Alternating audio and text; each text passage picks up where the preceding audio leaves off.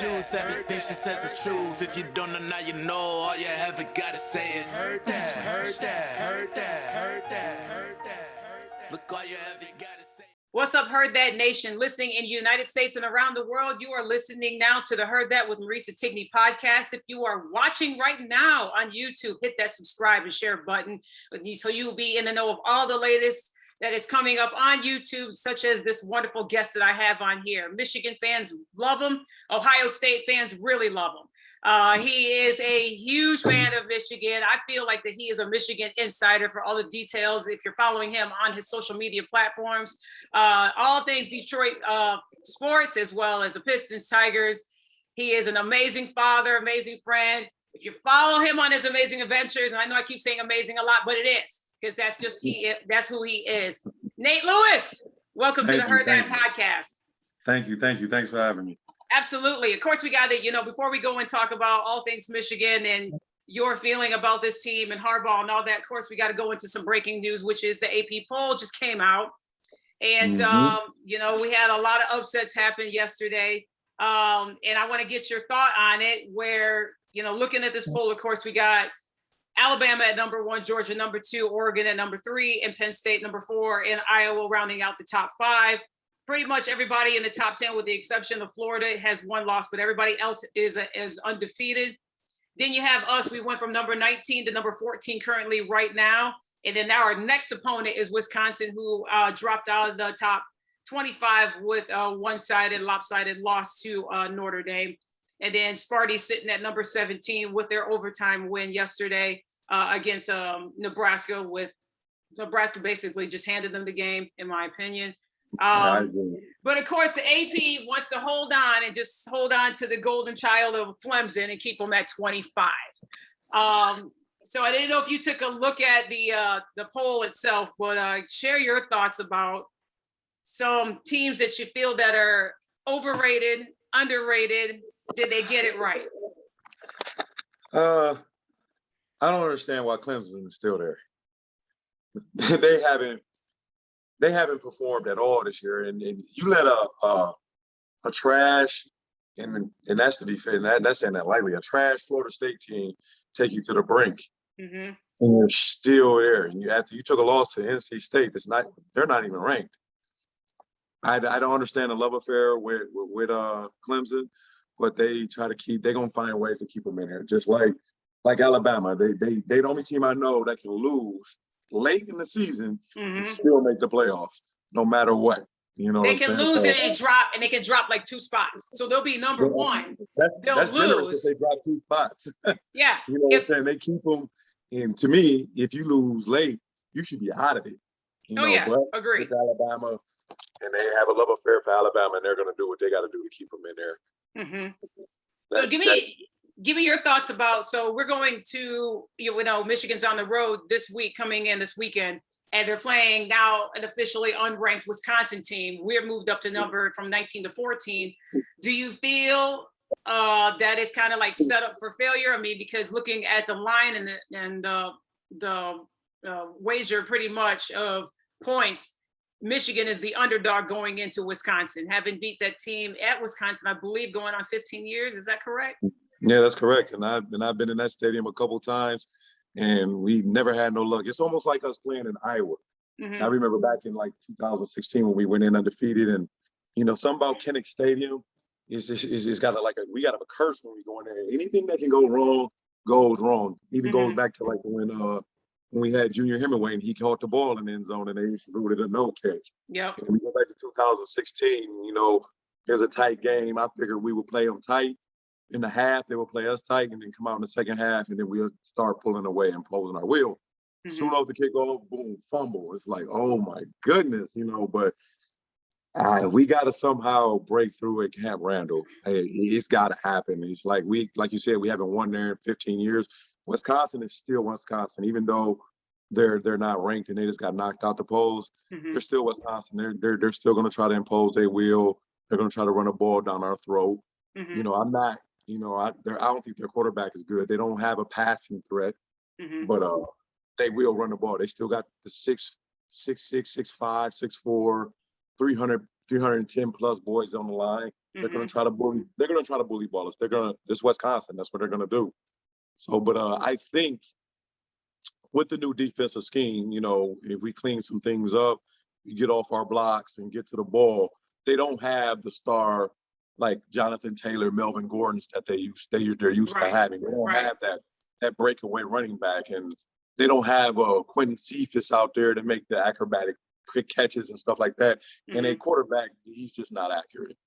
But once again, it's Cam Randall, and he's still Wisconsin. He still haven't beat him there in, like you said, 15 years, and that's ridiculous to me. But I like our chances going in. Because I mean, they lost. I mean, Notre Dame to me is still not good. They don't have a good front four. But I think we need to get in there. We got to mix some things up. We got to get that passing game together. He's got to happen. I think this last game we left 14 points on the board. That can't happen. Yes, I agree. You know I agree. 14, at least 14 to 17 points we left on the board.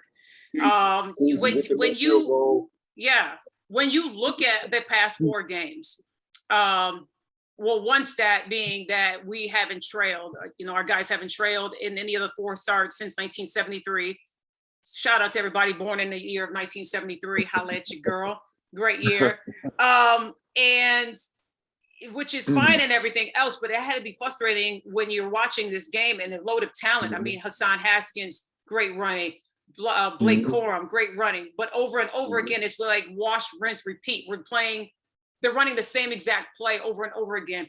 And I liked the tweet that you put out this morning.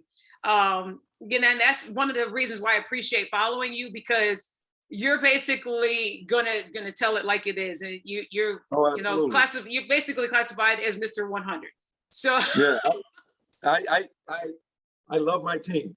I love my team to death, but I'm gonna critique them still. It's gonna be fair criticism. I try to be fair in my criticism, and I will not bash players. You know what I'm saying? I'm not gonna do that because their mothers and fathers and their family and loved ones, they see what we're saying as well as the players. So I try to keep it respectful, but I'm fair in my criticism. That nobody's above criticism. They're not.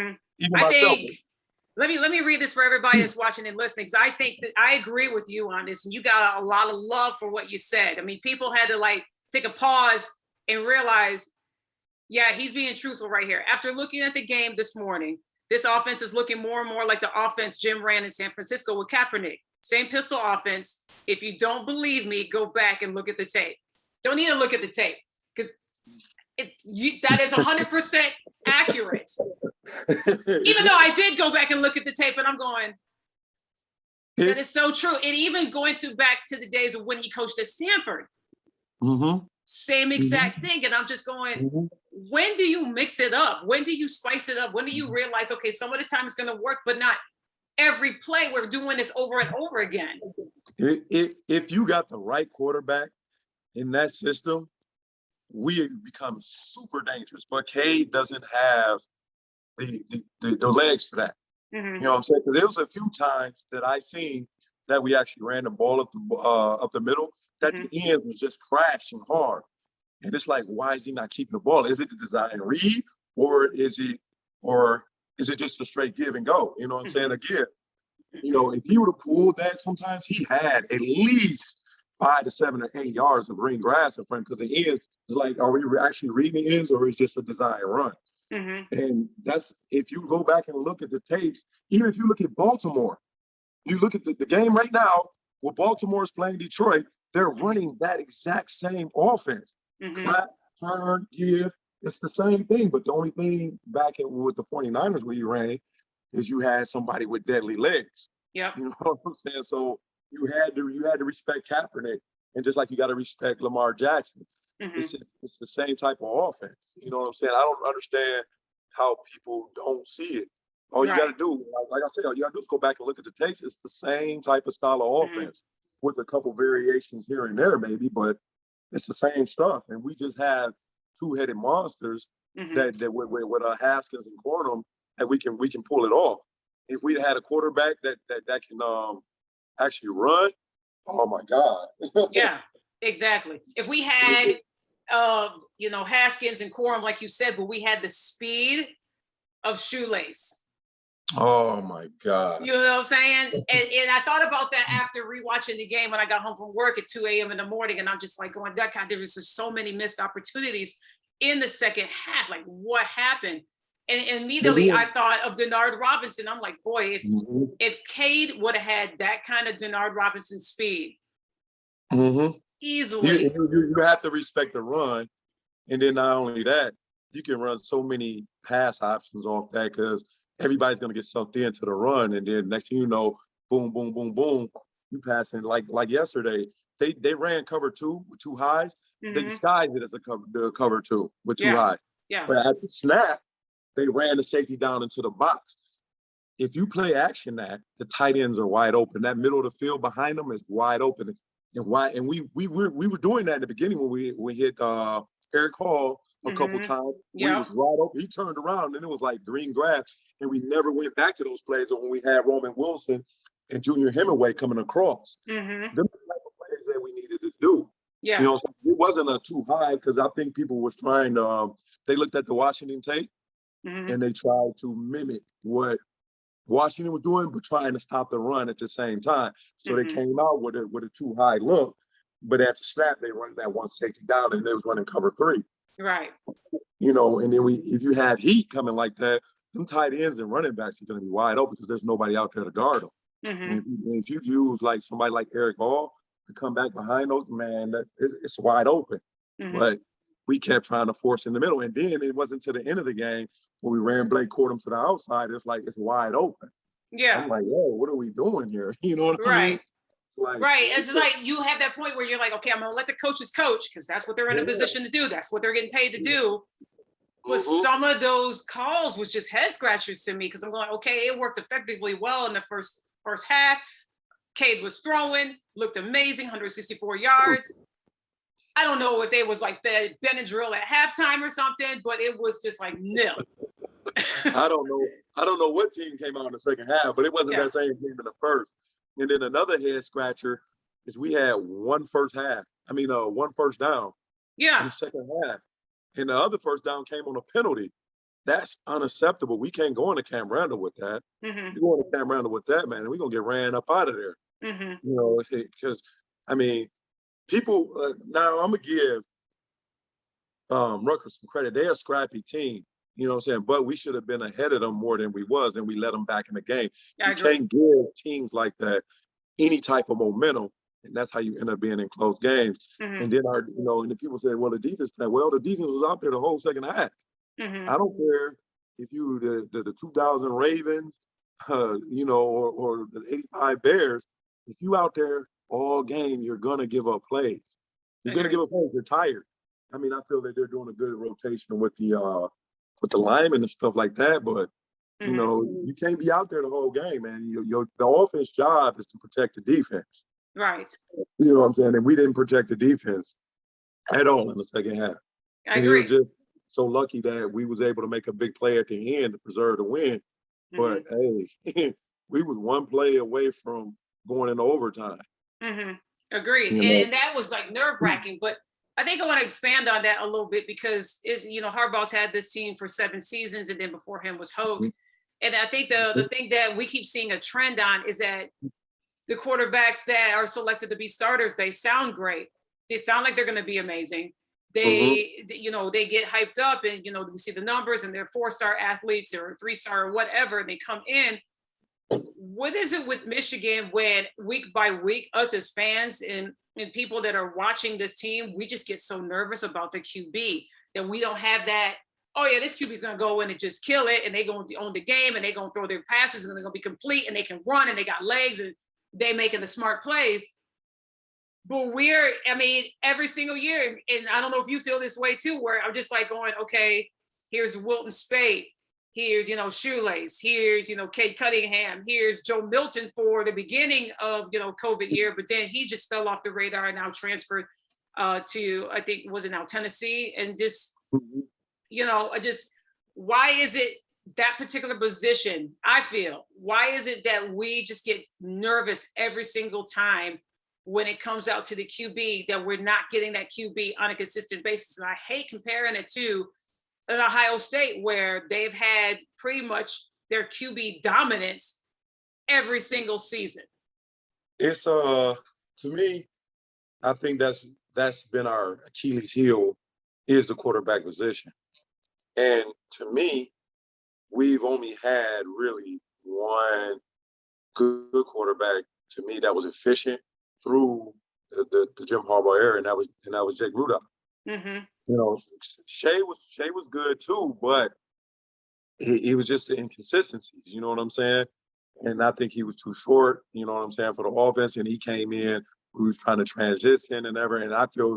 And I think he just didn't have the arm strength too to make the big throws, and he left a lot of points on the board. It was either one thing, he was either on or he was off. You know what I'm saying? And then I go back to the Penn State game when we was trying to make the quarterback, make a comeback. He was on that game, but then our receivers weren't catching the ball. Yeah. So we've just been plagued with that quarterback position, and I think we've never really developed our own quarterback that we recruited. Mm-hmm. You know, and I think now that now we got a new staff and I think the evaluation is getting a lot better at the quarterback position as well as other positions too. Mm-hmm. But if you go back and look, like Joe Milton, I had high hopes for him, big arm, this and that, but he's had the same issues since high school that he has now, and that's accuracy. He has the arm talent, no question.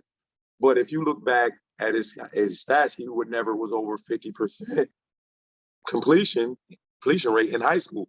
That's when you're supposed to be lighting it up. Right. You know what I'm saying? So I figured with a little bit of coaching or whatever, coaching up, he come in, we can develop him. Well, been here 4 or 5 years, and the same problems persist.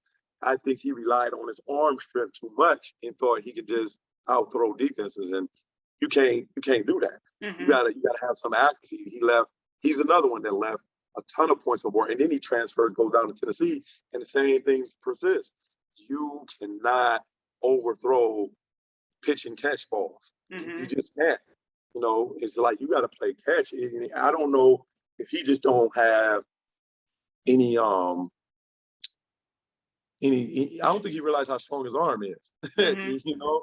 Yeah. And he shows. You know, so you transfer where you thought you would be a better situation, and I was rooting for him. You know what I mean? Like I don't wish no ill will on him, but the same issues. Now he's benched down there. I mean, of course they're gonna put it on the injury, but it was only a matter of time before they pulled him. And now with Cade, you got to remember Cade at one time was our third string quarterback. Mm-hmm. You know, he was behind Joe and behind Dylan, and so on and so forth. So he was our third string. He was virtually not ever to see the field at Michigan. Right. You know, he goes up and has a miraculous comeback against Rutgers. You know, when Joe went down and then Dylan was transferring, and then that sparked this comeback. But it seems like to me he's not comfortable in that pocket. He's jittery. He's throwing off his back foot. He's not stepping into his throws. And I think once he gets off into a bad start or whatever, it gets into his head. It becomes mental, and he starts throwing balls in the dirt or whatever. But I just don't know. We just never have developed our own quarterback. I think that changes with JJ. The dude's got the moxie. He's got the arm strength. Like it's evident with the throw he did. He threw across his body, and the ball traveled 50 yards almost over against Western Michigan. He did it with poise. Came out, rolled out, stiff arm. You know, the dude got the arm to make throws. But do we throw into the wolves right now? Do we start him at Cam Randall? You know what I'm saying? You know, but that's a hostile environment to have your first start at. But in the same sense, this is what you're here for. You're gonna have to catch the heat at some point. You're gonna have to play in the heat. You know, so I don't know. It's just either I give Cade one more game, and if he don't pull it out, the decisions has got to be made. You know what I mean? I know they're not gonna make them, but he just don't feel comfortable back there. And he's just not making the throws. Like that last throw before halftime. Right. He had two people wide open. Two people wide open. Yes, he did. Two people wide open. And How do you overthrow that? I don't know. Mm-hmm. You know, it's just, and some of that to me was clock management too. We should have never ran it. Right. You know what I'm saying? Because it ran some time off the clock, and I think we just try to impose our will. But we should have had three cracks at it at the end zone. And I don't know why we don't go to an area call early. That's 6'5", almost 250 pounds. He's a nightmare matchup. Mm-hmm. I just feel I don't know if Cade is going to be involved unless he has a monstrous game and he proves me wrong and he proves a lot of people wrong, which I hope he does. I just got a feeling somehow we're going to see a JJ sighting at Camp Randall sooner than later in where we are going to get ourselves in. Gosh, I hate saying this. We're going to get ourselves in not a deep hole, but a hole enough to where it's going to have to be a change and JJ is going to have to come in. Mm-hmm. And it's like at some point you're gonna have to let the pit bull off the leash. Mm-hmm. You know what I'm saying? You brought him here. If he's good enough to be on the team, and he's good enough to be here, he's good enough to get out there and play. Mm-hmm. So it's just something's got to change. Like you said, he's got to have a monster game to prove it wrong, or change is gonna have to be made. Mm-hmm. Don't worry about hurt feelings. It's business. Yeah. You know what I'm saying? And we're in the business of winning. Mm-hmm. I can't care about your feelings if we're not winning. Put the best players on the field. Period. Mm-hmm. I don't care if it's an 8th grader. If the 8th grader is the best player, put him out there. Put your best 11 out there. So you can't worry about what the alumni say or the fans are saying or whatever. You got to put your best 11 out there. And if your best 11 is a freshman, you got to put him out there. Mm-hmm. That's going to adapt to the plays. It's going to make smart plays. Mm-hmm. And go and not scared about, a hostile environment because Camp Randall's going to be loud. It's going to be turned up, but they have to be the representation of those leaders on the field and represent why you are 4-0 at this point. You got rattled by the Rutgers. Now you have this whole entire week to prepare. Let's see what you're going to do. You've been to so many games throughout your lifespan. I know you have. Take me back to when your first obsession, your first love of Michigan started. I would have to say back in the elementary school, I didn't even know who Michigan was at the point, but I always loved football. And then, my dad watching football, come weekends, that's we watching football. And every time I turned on the TV, Michigan was always playing. And I was like, man, those some cool helmets and stuff like that. And that's where it basically started. And I just started watching them every Saturday. And, it just went from there. It just became an obsession. And I just been a Michigan fan ever since. Nobody has ever stirred me towards, because if it was up to my dad, I'd be an Alabama fan. My dad's from Alabama, born and raised, and he moved up here, for better job opportunities or whatever, whatnot. But if it was up to him, I'd be an Alabama fan. But Michigan was on TV every Saturday, what I'm saying? So that's where my obsession came at. And the love affair grew from there. It was pretty much love at first sight. And then, back to when was it Demetrius Brown and Michael Taylor, Jim Harbaugh, and all them were the quarterbacks way back when. Yeah. So, it goes way back, and I've just been following them ever since. Oh my gosh, that's good. So take me back to, I know you got so many of them, and I know people probably have asked you, so I'm just going to go along with the flow. Like, what is your fondest going to a Michigan game? What is your fondest memory of going to one? Well, first of all, when we beat Ohio State in what was that, 2011? Yes. And people say, "Oh, it was Luke Fickell." It don't matter. It don't matter. It doesn't. Thank you. Thank you. Talk to the people and tell them it does not matter who was coaching that game. Period. Yeah. I see the Ohio State victory in Michigan Stadium, so that has to be tops to me. The most devastating has to be the muff punt. That's probably my most miserable and unbelievable memory in that stadium ever. You got the Michigan State fans. They was right there. You know what I'm saying? So I'm like, yeah. The amount of calls that I got that day from Sparty fans. Oh my gosh. I was this close to going to therapy. I was talking so much trash before that play. Like, yeah, we about to beat y'all. Woo, woo, woo, woo, woo. The tide has finally turned, and that punt happens. I'm like, and I stood there for at least 5 minutes, like, you have got. I looked at my boy. We looked at each other. I'm looking for a flag. I'm looking for something. And I just see they players all rush the field. The fans next to us is going crazy. And I'm sitting there, I'm like, you have got to be kidding me. Okay, you said that's your most devastating. Would you put that above our devastating loss to App State? I wasn't at that game, thank God. I watched it. I wasn't at that game. But, yeah, I definitely put it up there. But, at least it was a blocked field. Yeah, that's devastating because they were such a lowly ranked in the FSB school. So, yeah, but I'll take the Michigan State because it's a rival. App State ain't no rival. And if we play that game 10 times, the next 10 times, we beat them 10 out of 10 times. Right. You know what I'm saying? So, but to lose to a rival in that fashion, when you was whooping them the whole game, come down to the last seconds, all we got to do, even if he just catches the ball and take a loss, we still win that game. We try to walk out, you know what I'm saying? And then, and what a lot of people don't know too is we didn't have max protection. It was somebody sitting blanked out. If he catches that ball and just tosses it to him, that dude walks into the end zone.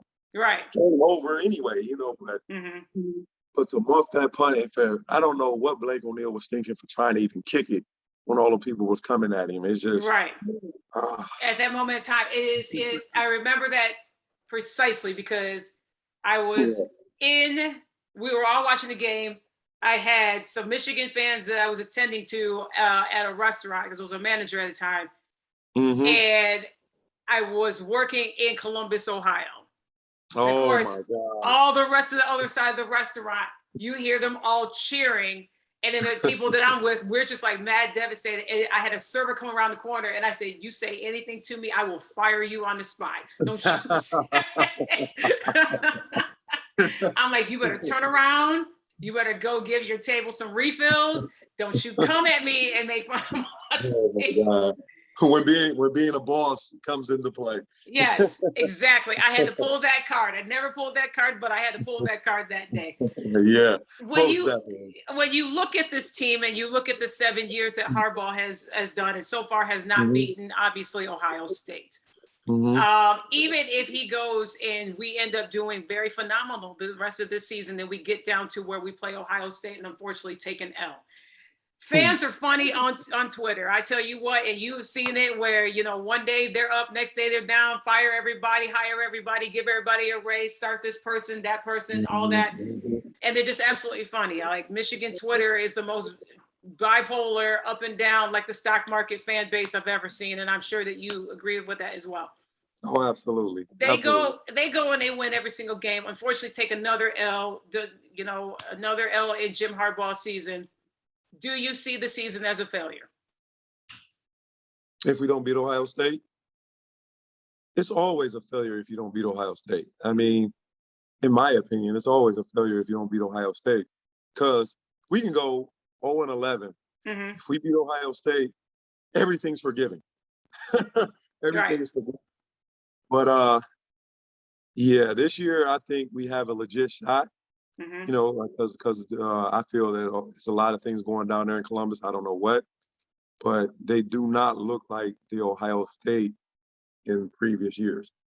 But I've seen this story before where they have not looked good throughout the season or even the game before. And then when they play us, they look like an all-American team.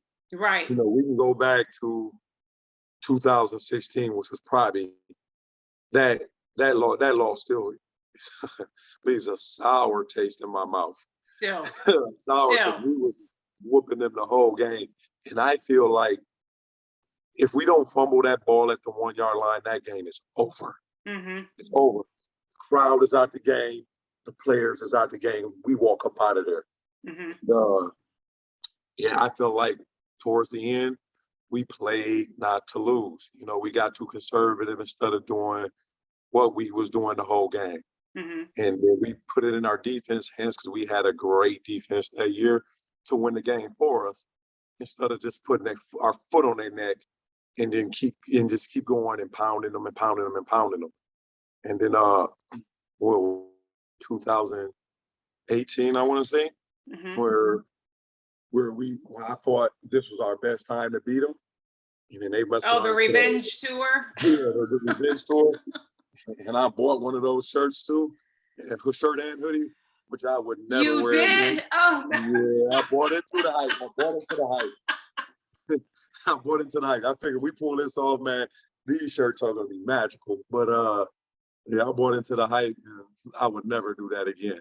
mm-hmm. But I felt I liked our chances that year. And then like true to fashion, we play Indiana before we play them. They exposed our defense for what it was at the time under Don Brown. Mm-hmm. Crossing routes, the rub routes, take our linebacker out, run them boys across the middle with better athletes, and off to the races.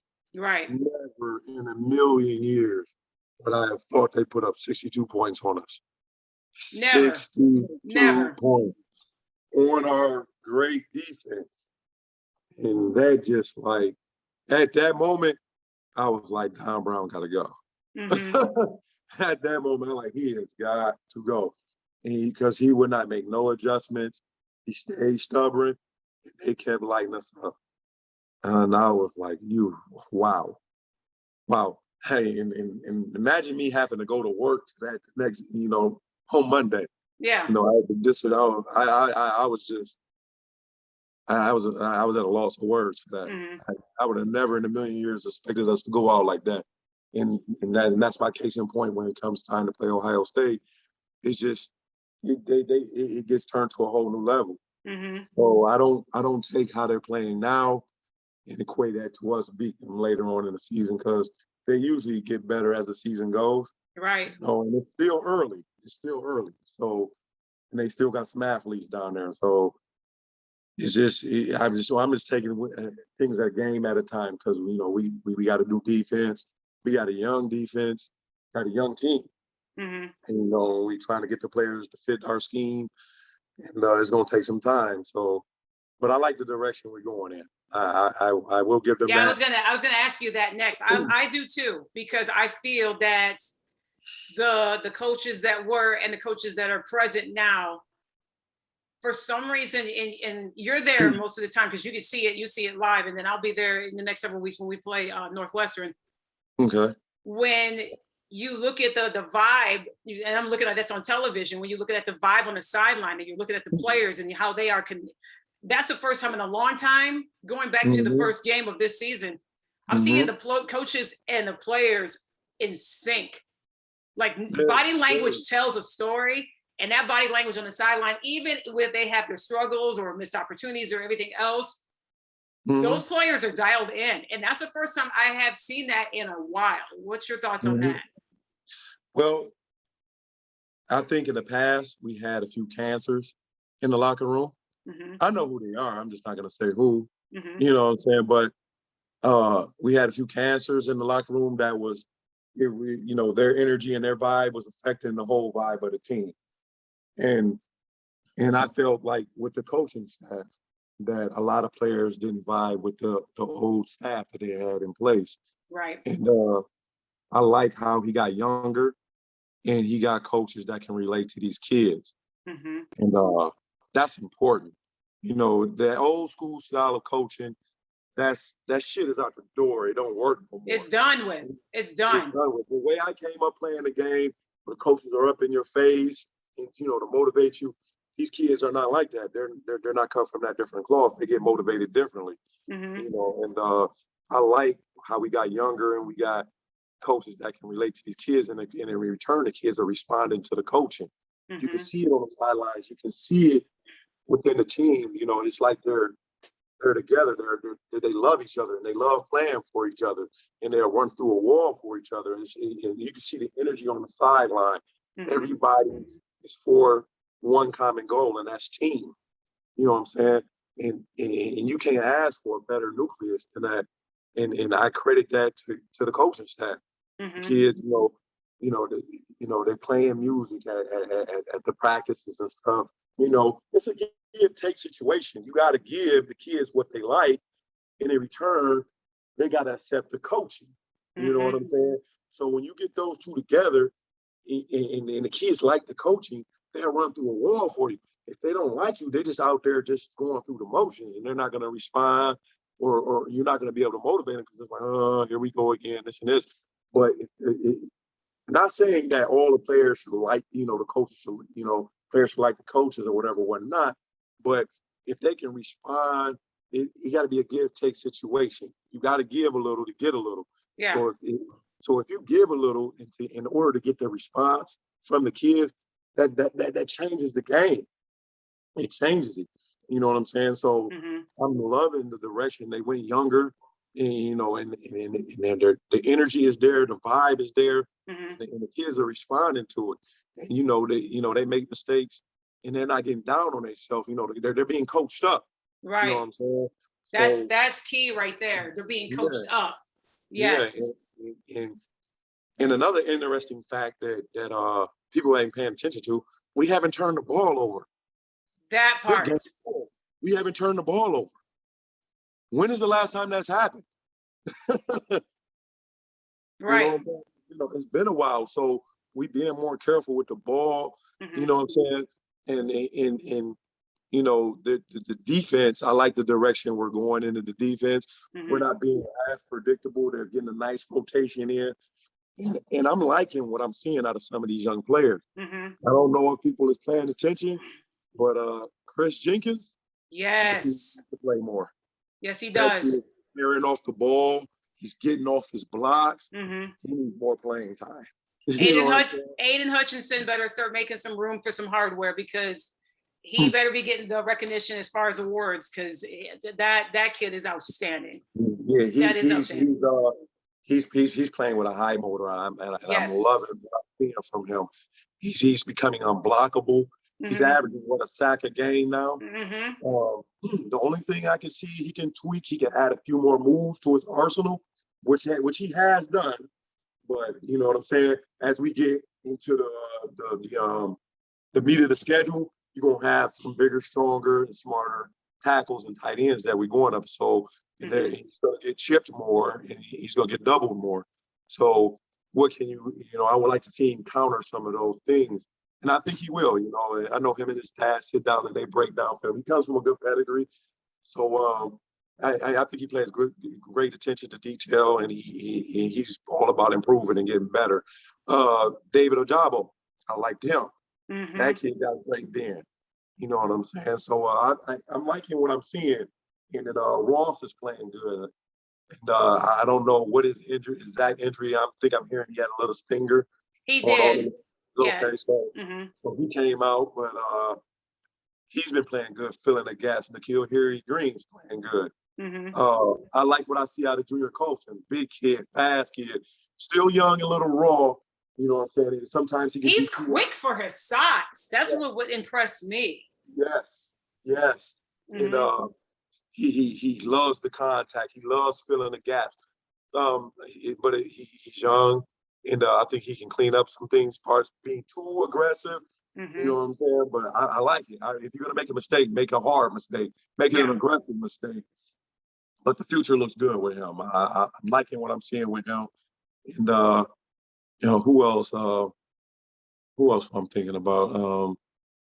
Kel Mulligan. I like him. He's a huge kid. And I think we're better at linebacker than I anticipated us to be. So I'm liking what I'm seeing out of our linebackers. I think we're better improved on the outside. You know what I'm saying? Last year when we got beat, we got beat. You know what I'm saying? This time when they're going deep, at least the corners are still in their hip pockets. You know what I'm saying? They're playing with better technique. And so I think we got a lot better on that thing, and they're not giving up the big plays. There's been a few times where the receiver just made a great catch. It was great defense, but it was just a better catch. That happens. That's football. Yeah. So I can live with that. I can live with that versus just being flat burnt and toast. You know what I'm saying? Just barbecue chicken out there on the ends. And, you know, of course, Daxton Hill is Daxton Hill. What I love is he's not blockable. When they try to throw those bubble screens out there, he shares those blocks, boom, right in there on the tackle. You know, I love that kid. And then one time he missed a sack that he should have had. And, you know, Rutgers quarterback, he was deceivingly quick and shifty. So I got to give that kid a lot of credit. You know, he made us miss a lot. But I'm liking what I'm seeing out of the defense. We can't be out there too long. Yeah. You know, we can't have them out there a whole half. We need the drives on offense. We can't have these consistent 3 and outs. We had 4 of them in a row, and that was just so uncharacteristic and just like, draining. Yeah, that's draining. That would kill a defense in the heart. And you saw the defense; they were just standing there, and they had their hands on their hips, and they were just like, "Did we just come off the field? And now we got to go back on." And so we got to fix that for sure. We got to fix that for sure. If we're gonna have a bad game on defense, that was the perfect time to have it, to get it out the way, because now we're going into the gauntlet now. You know what I'm saying? Next 2 road games at Wisconsin and then at Nebraska. Nebraska looked impressive, except they were making silly errors against Michigan State. So we definitely got to be on there, which I can easily see possibly with us being a 5-1 or 6-0 if we play our game smart and make the adjustments like they're supposed to. And Cade has got to be Cade, or JJ is going to come in and just take it and just run with it, which I think he will.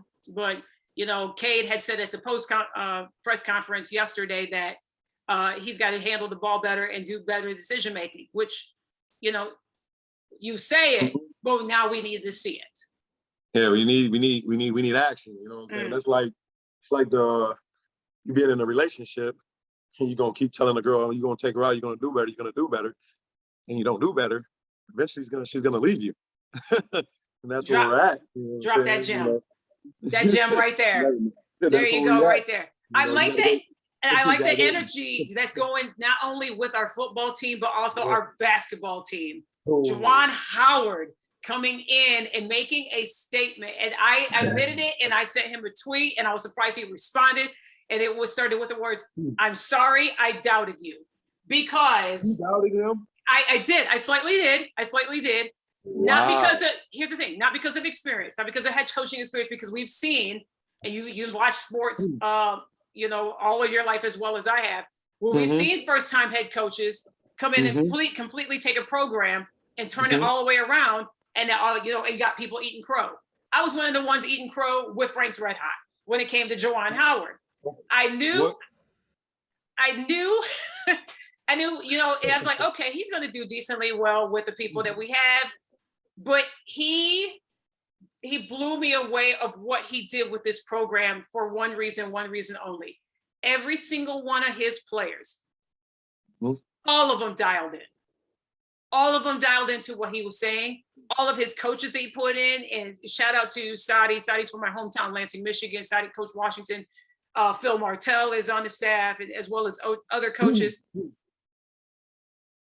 I don't know why in the world, and I will never doubt this man again, and never doubt it. I mean, I bought a bobblehead, I bought a Juwan Howard, Coach Howard t-shirt, everything. I'm dialed in now more than ever. What this man has brought back to the program is excitement. He has brought back, I think for me, he's brought back excitement, but he's also brought back the fun of Michigan basketball. And as you and I just talked about the vibe of the players dialed into the coaches, this basketball team, I'm ready for basketball to start now because of what he has done. And this is now going his third season? Is it third now that he's going? Third. His third season. And just an incredible run that he has done with this basketball team. What is it, once his name was announced, because you were all in more so than I was, when his name was announced that he was being the head coach, what was your first impression of him, and has he lived up to the expectations that you have seen so far in the 2 soon to be 3 seasons? Before I get into that, I got a question for you. Yes. Why the doubt? Oh my gosh. The doubt that I had is because I'm like, okay, players that were former players now turned into coaches, and they're coming back to their alma mater. I just had that little doubt in the back of my head. I was like, I don't know if this is going to work. I did. I admit it. I admit it on this show. I admit it on the program. I also admitted it on Twitter, and everybody was like going, how in the world did you know, this is Juwan Howard. He loves his school. He loves it. I get that. I get that all day long. I do. But something about you coming back to your alma mater, and I'm just like, I don't know, man. We got the name brand. I mean, we saw Jim Harbaugh. You come back to Michigan, and, you know, we still can't beat Ohio State and everything else. So I'm like going, all right, well, let's see what Juwan can do and everything else. It was before the first game started. I was like, oh, all right, you know, he's our coach. Let me respect him. Let me give him that credit where credit's due. He's here. He got hired in. I saw the press conference. I took that morning off, you know, to chat with some people and everything else. They're like, he's going to prove you wrong, Marisa. Just wait and see. It's going to happen.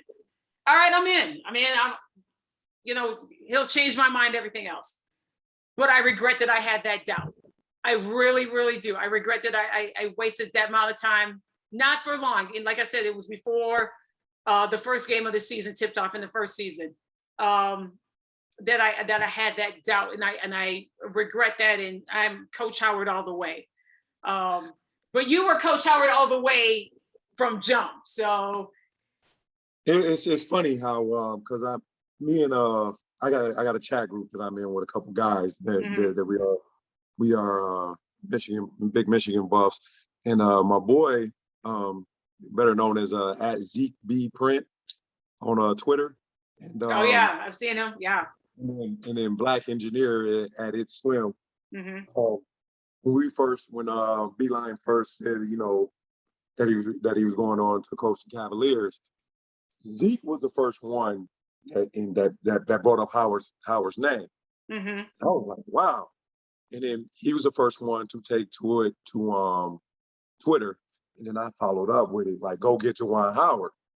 And my reasoning was, and why I was on board, is, you know, a lot of people are like, oh, you don't have coaching experience, blah, blah, blah, blah, blah. And I call BS on that because I'm like, yo, the man is coaching in the NBA right now. He's on the NBA bench. If he can coach in the NBA with the Miami Heat, when LeBron, Chris Bosh, Dwayne Wade, when they was winning championships, you know, Bam Adebayo and all them guys, what makes you think that he can't coach on a collegiate level? I think that was my doubt that I had there too, going from the NBA to the collegiate level. Right. I think that's the doubt that I had, was just that right there, not the man's abilities. I did not have the doubt the man's abilities because I knew of his coaching background. You know, he quietly retired from the Miami Heat and then went on and just started coaching and everything. And I'm like going from the NBA to the college. If you can coach the best of the best and arguably one of the best basketball players that we have ever seen, you know, whether, you know, LeBron James, why can he can't coach some 17, 18, 19, 20-year-old kids? Right. You know what I'm saying? And he knows the landscape. Not only does he have his own sons playing, he knows the landscape. He knows what it's like to be them. He can relate to them. He knows how to get those kids to dial in. Which I'm seeing so much of them just dialing into what he's saying. On the culture aspect, he is the culture. Yeah. He was part of the reason why the face of college basketball changed. You know what I'm saying? The landscape of basketball changed. He was a part of that. The Fab Five, it doesn't get no better than that. He knows how to go in these kids' homes and to get these kids. You know what I'm saying? I didn't doubt it for not one bit. And I knew he would get the kids to dial in. With all due respect, John Beeline did a lot for Michigan basketball. He brought Michigan basketball back to the match. He brought fundamentals back. He was a great coach. But he cannot get the kids that Juwan is getting. Let's just be honest. If Jim Beeline could have got, I keep saying Jim, but John Beeline, if he could have got the kids that Juwan Howard is getting, we have ship after ship after ship. Yeah. Because John Beeline is an incredible X and O's coach. The man knows basketball.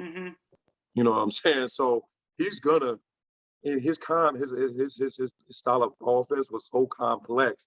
Like when you left there, he coached you to be a pro. You know what I'm saying? Like look at some of the lowly, as far as development, one of the best in the game. Yeah. One of the best in the game. You can't take that from him. You can't. You know, who would have thought Karis LeVert would have been one of the better NBA players? Duncan Robinson. You know what I'm saying? A lot of John Beeline kids wasn't drafted. He wasn't drafted. He has the most Cinderella story ever. Yes. From D3 to D1 to undrafted to a $90 million contract. Playing one of the best shooters in the NBA. That's development. That speaks for itself. Karis LeVert, he came in probably 100 pounds soaking wet. You know what I'm saying? And developed into an NBA player. You know, so, but back to Juwan Howard, one of the good things that happened for him was the cabinets wasn't bare when he got the team. Right. You know what I'm saying? He had talent to work with. He's basically giving keys to a Porsche and told not to crash it. He had something to work with. You know what I'm saying? So he got those kids to buy in. And then he put a phenomenal coaching staff together. You know what I'm saying? Like, you go look at that bench. You know, he retained Sadie Washington, which was huge in my opinion. You know what I'm saying? Then you bring on Howard Isaac, Phil Martelli, and so on and so forth. It's like that people don't you know, Juwan's gonna get the credit because he's the face. You know what I'm saying? He's the head coach. He's famous, so he's gonna get the credit. But that coaching staff is A1. And after this year, we're probably gonna lose some of them kids. You know, there's some of them cats because they're gonna go on to be head coaches somewhere else, and then we got to replace them. And one other thing I like about Juwan too is he listens. He will take advice from the bench. He's not above criticism or advice from his coaching staff. You know what I'm saying? And that's key. You know, he's not a dictator. You know what I'm saying? He will listen to his coaching staff, and he just knows how to get these kids to play ball. You know what I'm saying? He's a great motivator. He knows how to relate to these kids. And before we was never in on all these 5 stars and McDonald All-Americans. Right. You know. And now we are. We can afford. We are like going back to like how Kentucky, Duke, and Kansas. Yes. We can pick. I immediately thought of that too. Yeah. Yeah. No, you know, we can go get that kid, and we can actually got a shot at that kid. You know what I'm saying? And that's proof of the pudding. In his second year, he brought in the #1 recruiting class. To see these kids that, because that's why I call you an insider, and I follow you because, you know, so much of the detail that you have with the recruits that, you know, the 2 words, I'm committed. And, you know, I'm just like, okay, I'm doing my homework on this because I never heard of this kid, but you will give a background of this kid and how good they are, where they came from and everything else. So let me ask you this, the ones that are committed, that are coming into this class, they're coming into Michigan basketball, who are you excited about seeing? Because there's been a lot that said, listen, I'm buying into the Michigan program, buying into what Coach Howard is offering me. Let's go, let's make it happen. And it's all throughout the timeline. And I'm like going, okay, this has been a long time that I've seen players be this excited to come to this program. Either they've straight up recruited them, or they decommitted and said, no, Michigan is the place that I want to have my career at. For the first time, I'm high on a couple kids. You know, Caleb Houston. We got a kid that can knock down that shot, and that's been plaguing us for a while. We never had that consistent shooter. You know what I'm saying? We haven't had a consistent shooter in a while. And a lot of the kid out of Grand Rapids, Kobe Buffkin. I'm excited about him. Brayden Collins, he's going to give us some release on that point guard spot, a kid that can go. Isaiah Barnes, a lot of people sleep on him. It's just I'm excited about the whole team, you know, as a whole, you know, and I think that once, you know, they're going to buy in, and I think we're going to hit the ground running. You know, we're not going to miss a step. They're going to make freshman mistakes. They're going to have they're going to hit their freshman wall, but I think with the older guys mixing in with the new, everybody's gonna buy in, and we gonna roll. You know what I'm saying? And in return, we gonna get more kids coming in. We gonna be that basketball factory of blue blood, as they like to call them. But I'm excited. You know, I'm real excited about that, and it's to the point like, you know, we going from, you know, we got room to get kids to, okay, we're in a good situation. It's like first come, first serve. You know, we ain't come here no more. It's first, either you commit or you gonna miss out. And that's a great situation to be in. Great situation, because like a lot of kids that we got last year, I didn't know that we was high on their list. And next you know, like commit. I'm like, whoa. You know what I'm saying? And it got to the point. And like, some of the transfers that we get in, like getting Shawnee Brown. Man. And looking at his tape from where he was to how just incredible a whole entire Shawnee Brown from, I got slipping my mind what school he came from. Wake Forest. Yes, Wake Forest, to seeing him be so effective off the bench for Michigan. And that's humbling in itself, because he could have stayed at Wake Forest and have been a starter. Right. You know, he came up here and accepted a 6-man role and was deadly off the bench. He was a spark off the bench. You know what I'm saying? And then, you know, and then when Isaiah Livers goes down, and he still stayed in that role and coming off the bench. It's like you couldn't have asked for a more committed player that dialed in and trust the system and the process and be a team guy first. And that's so huge when you can get a guy to come in and humble himself and come off the bench. Right. When he used to being a starter. A lot of kids can't accept that. You know what I'm saying? I'm being a starter. You know, now you come out, now you're not the starter no more. Sometimes some people love coming off the bench, and for him to come up here and come off the bench and provide us some spark in some games, be able to hit the mid-range and grab rebounds and play good defense, that was huge in our success last year. And I don't think a lot of people gave him the credit he deserved. But yeah, that was huge. You know, and then you got Mike Smith. You know, they came in a little undersized. He played with heart. You know, but played big, because he played, like you say, he played with passion. He played with heart. Like the run in the NCAA tournament. Without Isaiah Livers, that was wow. And to come down to being us, and then when oh my God, we picked probably the worst game to be off. Yes. Off, you know what I'm saying? Normally we make those shots. We were making them, and then, you know, to come down to being one shot away from going into the Elite Eight, the Final Four game, it was heartbreaking. You know, but hats off to UCLA. They got hot at the right time, and that's what the tournament is all about. They went from barely making the tournament to making it all the way. You know what I'm saying? And then, you know, and to be the outright, yes, Illinois, I said it, to be the outright Big Ten champions. Yeah. You know, in his second year as a head coach, I mean, you got to give this man gets all the credit. And like I said, I'm just excited for what he's going to do this season and beyond. So before I let you go, because I want to, you know, get some thoughts from you as we have breaking news that the Ravens did defeat the Lions. They let Justin Tucker get into field goal range and they beat them 19-17. So unfortunately, the Lions are being the Lions. And Justin Tucker once again stuck the dagger in the heart, because I remember seeing him once again do that several years ago, where we let him with 2 seconds left in the game. And you can't let the game come down to the best kicker in the game. You cannot let it. I mean, he did that too several years ago when it came down to him kicking. He missed the first one. And we're like, oh, Justin Tucker's off. Well, Justin Tucker knows how to be clutch when he knows about to be clutch. So unfortunately, he kicked it in field goal range, and the Detroit Lions still are winless. You know, what can you say? My goodness. But before I let you go, some rapid fire questions that I got for you that I had to put down. Number one, Michigan's record. We know they're going to go to a bowl. I'm confident they're going to go to a bowl. How many wins? How many losses? I'm still going to stick with my same prediction.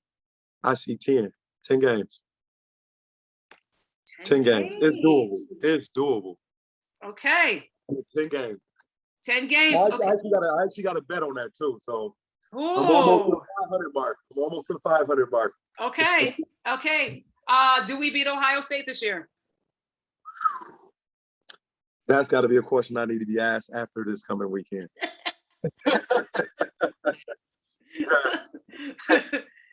I'm still teetering, but do I think we can? I think we have a shot. We have a shot, a legit shot, yeah. But it's going to have to be a mistake-free, and we're going to have to play the game of our life. The one thing we do have going for us is here. You know what I'm saying? And we're not in Columbus, it's here. So, you know, if we play them right, I think, you know, we have a shot. Because as in recent years, their defense is struggling. The quarterback, he's good. He's good.